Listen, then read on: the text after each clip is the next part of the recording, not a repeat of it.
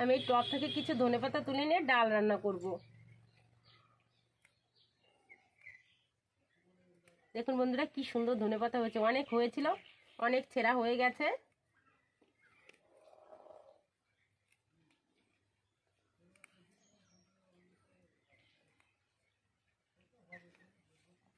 এই দেখুন, আর তুলব না, এতেই হয়ে যাবে। নমস্কার বন্ধুরা, আমি আবারও চলে এসেছি সিম্পল একটা রেসিপি নিয়ে। তো আজকে আমি বানাবো মসুরির ডাল দিয়ে মূলো দিয়ে রান্না করব। তো চলুন বন্ধুরা, এই যে আমি ডাল সিদ্ধ করে নিচ্ছি। ডালটা প্রায় সিদ্ধ হয়ে গেছে।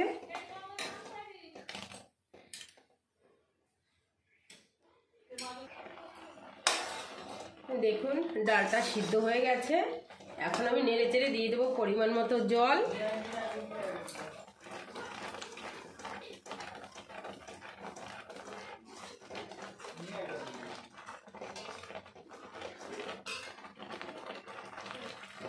ডালটা ভালো করে নেড়ে চেড়ে নিয়েছি। জল দিয়ে দেব, উষ্ণ গরম জল।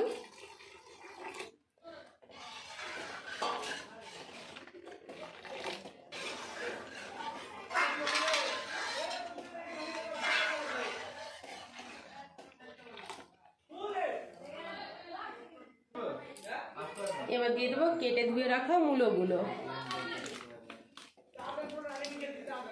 খুবই সিম্পল একটা রেসিপি, কম সময়ে হয়ে যায়, খেতেও দারুণ লাগে।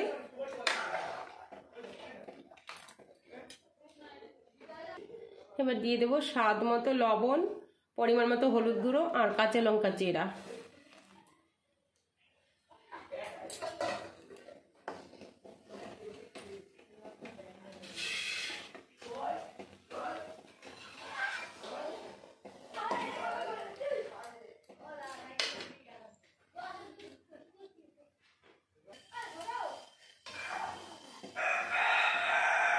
বন্ধুরা, মূলো দিয়ে যে কোনো ডাল রান্না করলে দারুণ টেস্টি হয় খেতে।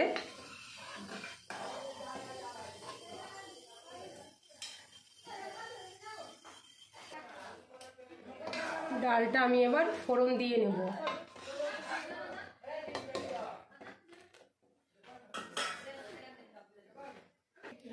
দিয়ে দেবো পরিমাণ মতো সর্ষের তেল।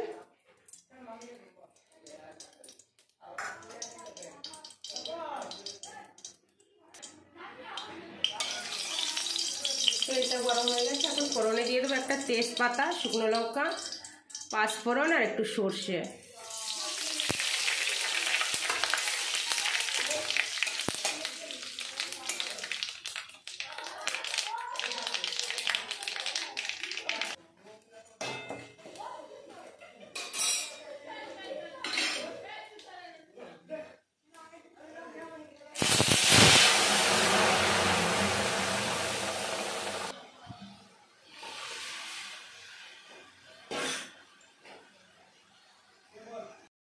ডালটা হয়ে গেছে, এখন আমি ধনেপাতা কুচি দিয়ে নামিয়ে নেব। তো বন্ধুরা, রেসিপিটি ভালো লাগলে চ্যানেলটাকে সাবস্ক্রাইব করে পাশে থাকবেন। আর সবাই ভালো থাকবেন, সুস্থ থাকবেন, অবশ্যই একটা লাইক দেবেন। তো ভিডিওটি এখানেই শেষ করছি, দেখা হবে আগামীকাল নতুন কোনো রেসিপি নিয়ে। তো তৈরি আমার দারুণ টেস্টি মসুর ডাল আর মূলো দিয়ে দারুণ একটি রেসিপি। আমি এখন নামিয়ে নেব।